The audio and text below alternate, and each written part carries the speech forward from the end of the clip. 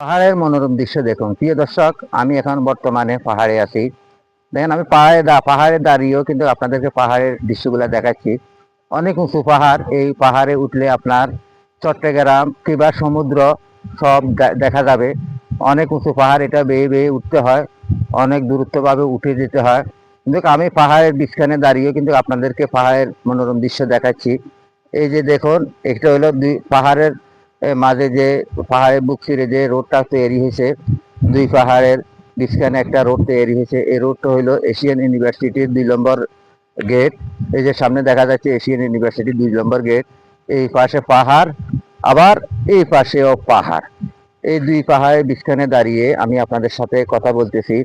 তাই আপনারা সবসময় পাহাড়ে আসলে পাহাড়ের মনোরম দৃশ্য দেখার আনন্দটা আলাদা। তাই পাহাড়ের মনোরম দৃশ্য দেখার জন্য আসবেন। তবে হ্যাঁ, পাহাড়ে যেখানে সেখানে উঠবেন না। পাহাড়ে উঠতে হইলে আপনাকে সুন্দর যেখানে পথ আছে, ভালো পথ আছে, সেই পথ দিয়ে উঠবেন। আঁকা বাঁকা পথে অনেক সময় যদি আপনি হেলে পড়ে যান, তাহলে কিন্তু নিচে পড়ে যাবেন। আপনার আর সব কিছু, আপনার হাত পা সব কিছু ভেঙে যাবে। তাই পাহাড়ে ভ্রমণ করতে, পাহাড়ে আরোহণ করতে খুবই সতর্কভাবে আরোহণ করতে হবে।